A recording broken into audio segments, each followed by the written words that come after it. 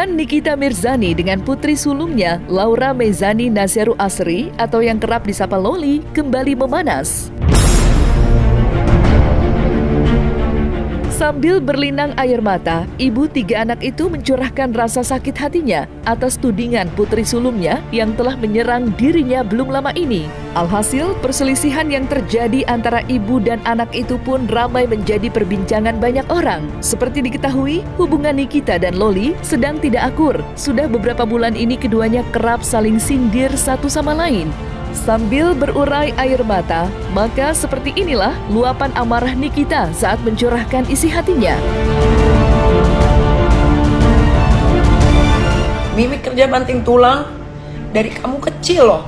Dari kamu kecil kamu nggak pernah ngerasain yang namanya hidup susah, Loli. Dari kecil udah sekolah di international school. Kamu pikir Mimi kerja buat siapa? Buat anak-anak Mimi. Kamu pikir Mimi punya harta? Gak ada, semua atas nama kalian. Semua atas nama kalian. Semua udah dapat bagiannya masing-masing. Doain aja Mimi cepet mati, Loli. Biar kamu langsung dapat harta Mimi. Tapi tunggu kamu umur 18 tahun, nah tetap ada aturan mainnya. Kamu kalau udah dewasa, kamu aku mau bikin bisnis. Mimi bantuin, sayang, tenang. Tabungan Mimi itu udah ada buat semua anak-anak Mimi. Kamu tahu kan, kamu kalau Mimi mati, kamu dapat apa? Kamu tahu, Loli. Sebelumnya, Nikita dan Loli berbalas makian. Bahkan video adu mulut ibu dan anak itu ramai menjadi tontonan banyak orang di media sosial. Tanpa ada rasa takut sedikit pun, dengan lantang Loli menuding ibundanya itu tidak lagi membayar uang biaya sekolahnya di luar negeri. Mendapat tudingan keras dari putri sulungnya, amarah Nikita pun meledak dan balik menuding putrinya tidak punya rasa tahu diri. Sok-sokan mau mandiri. Kalau mau mandiri dari dulu, ngapain harus... Loli lupa, Loli bisa terbang ke situ atas jerih payah siapa? Memang Loli pikir Mimi cariin Loli sekolah di UK itu Mimi nggak bayar. Mimi nggak bayar orang. Mimi nggak bayar si Stephanie yang di Singapura itu. Mimi nyariin sekolah kamu aja, Loli. Mimi bayar 230 juta, Loli. Itu cuma nyariin sekolah doang. Sayang. Dan kamu tahu itu saat Mimi transfer itu di muka kamu itu. Dia pengen bikin aku berhenti dari sekolah ini.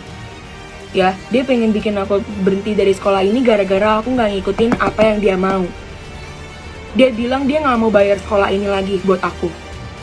Terus abis itu aku telepon Antonio. Aku nangis, of course. And aku juga udah bilangin ke guru aku. Itu sekolah, bukan sekolah murah. Yang boleh dan bisa bayar sekolah itu cuman mama aku aja. Karena apa? Karena dia yang mempunyai hak legal akses dan hukum ke diri aku ini. Oke? Jadi bukannya Antonio nggak peduli dan nggak bisa bayar sekolah ini, dia malah justru mau ngebayar sekolah ini, tapi nggak diterima dan ditolak dari sekolah. Bukan cuma Antonio aja. Misalnya ada tante aku atau oma aku yang pengen bayar sekolah ini, tetap gak bisa. Karena apa? Karena mereka tidak mempunyai hak legal akses atau hukum atas diri aku ini. Sekarang kamu bilang uang di rekening habis. Mimi tanya, kemana duitnya? Kemana duitnya? Pakai kamu komen lagi di live Instagram Mimi, nak. Coba, kemana duitnya? Mimi tanya. Kamu kan habisin uang ATM yang Mimi kasih ke kamu nih. Kamu bilang udah habis selama 1 bulan ya, puluhan juta. Kemana duitnya, sayang? Sekarang Mimi tanya, duit endorse itu kemana? Kalau memang kamu mau mandiri, kenapa kamu nggak pakai uang endorse yang kemarin kamu dapat? Loli tidak hanya menyinggung perlakuan sang ibu pada dirinya, tetapi juga pada mantan suaminya Antonio Dedola, yang pada puncaknya pria asal Jerman itu memilih pergi meninggalkan Nikita. Kepergian Anthony dari rumah Nikita disinyalir menjadi penyebab keretakan hubungan antara Nikita dan putri kandungnya itu. Lantas, apa yang membuat Loli merasa lebih dekat dengan ayah sambungnya ketimbang ibu kandung yang telah melahirkannya? Because of Antonio, ya. Kayak bener-bener dia itu selalu ada di sisi aku. Kayak bener-bener dia tuh ngerti banget apa yang aku rasain.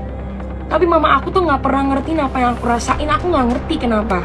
Antonio itu selalu ada buat kita. Kayak kemana, kayak di situasi apapun, kayak dia selalu ada buat kita dan dia selalu dengerin. Sedangkan kayak mama aku pergi, dan emang mama aku emang tipe kalau orang yang kayak keras kepala, jadi aku juga nggak bisa ngomong ke dia. Dan aku emang I'm afraid to talk like everything with her, cause like I don't know, aku nggak deket aja sama dia karena aku takut dipukul. Ngerti nggak maksud aku? Karena emang aku dipukul sama mama aku. Kayak waktu itu, kayak kemarin, beberapa hari lalu kalau nggak salah, jadi mama aku ngechat aku di WA, dan dia suruh aku untuk ngejelek-jelekin kayak Antonio di sosial media. Dan aku juga harus ngechat mamahnya dan harus ngejelek-jelekin Antonio ke mamahnya. Ngerti nggak maksud aku? Aku juga bingung, dan aku juga shock pas aku tahu Antonio left. But like, aku juga shock waktu itu. Kayak aku juga nggak tahu harus ngapain. Kayak, hah? Really? I said that to Antonio, like, and then tapi dia tuh orang pertama. Jadi aku tuh tahu Antonio keluar dari rumah itu gara-gara teman aku. Aku nggak mau sebut namanya karena aku nggak mau dia ikut-ikutan masalah kita, masalah mama aku maksudnya. Jadi ada kayak 2 orang yang kasih tahu aku, kalau bukan 2 orang sih, lebih ke 1 orang yang kasih tahu aku kalau Antonio itu udah keluar dari rumah. Dan aku shock karena kayak aku tuh emang sedekat itu sama Antonio. Kalau misalnya ada apa-apa pasti dia bilang ke aku, dan aku juga kalau ada apa-apa pasti bilang ke dia. Karena kayak bener-bener kita kayak sedekat itu, kayak best friend gitu loh, ngerti gak sih?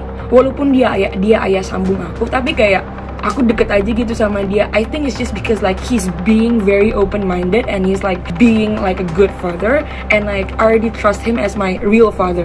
Ngerti gak sih maksud aku? Jadi kayak semuanya aku kasih tahu dia, dan dia juga semuanya kasih tahu aku. Tidak ada harimau yang memangsa anaknya sendiri. Peribahasa itu sepertinya tepat untuk menggambarkan perselisihan yang terjadi antara Nikita dengan putrinya Loli. Biarpun terus-menerus diserang oleh putrinya, Nikita sepertinya hanya bisa mengelus dada. Bagaimanapun perlakuan Loli terhadap ibunya, ia tetaplah darah dagingnya. Rasa cinta dan kasih Nikita terhadap Loli sedikit pun tidak akan berkurang meski hanya segenggam debu. Lalu seperti apa Nikita menanggapi perselisihan yang terjadi antara dirinya dengan putri sulungnya itu? Ya memang katanya anak-anak seumuran itu memang lagi labil-labilnya, dia tidak bisa mengontrol emosi, dan dia akan memilih orang yang menurut dia mau buat salah, dia mau buat bener, pokoknya bener aja. Nah kalau di sini kan lu salah ya lu akan disalahin gitu, kalau lu bener lu akan dibanggain. Kayak misalkan Loli pengen ikut panahan, sampai ke Surabaya pun gue jabanin, ya kan, dan gue appreciate banget sama dia, sampai gue posting di Instagram gue betapa gue bangganya sebagai seorang ibu bisa melihat anak gue panahan dan juara 1 gitu kan. Tapi kalau ketika dia salah, ya dia harus disalahin. Biar bagaimanapun dia kan anak gue ya. Suatu saat dia pasti akan cari gue. Siapa yang akan membantu kehidupannya dia kalau bukan ibunya? Ya, walaupun gue disakiti, tapi gue tidak akan menyerang yang namanya darah daging sendiri. Jangankan sama anak sendiri, sama orang aja gue sayangnya kayak apa, kan? Kamu mau disampaikan buat kakak Loli? Buat kakak Loli kan gue tuh nggak usah diucapin. Kalau gue lagi WhatsAppan, kalau gue lagi sholat berdoa gitu ya gue cuma pengen biar dia selalu dalam lindungan Allah, biar dia sekolahnya rajin, bisa membanggakan gitu kan. Karena gue juga gimana ya, seneng lah gitu kalau punya anak yang udah sekolah jauh terus pulang bisa membawa hasil gitu kan. Jadi gue sebagai seorang ibu yang single parent juga kerja walaupun tertatih-tatih ya, kalau hampir mau mati gue kadang-kadang tuh ya, kadang-kadang udah lemes tapi tetap harus kerja gitu ya apa ya, ya pokoknya buat kakak Loli sekolah yang rajin di sana, anytime Loli butuh Mimi ada di sini, pokoknya nggak akan pernah kekurangan satu apapun.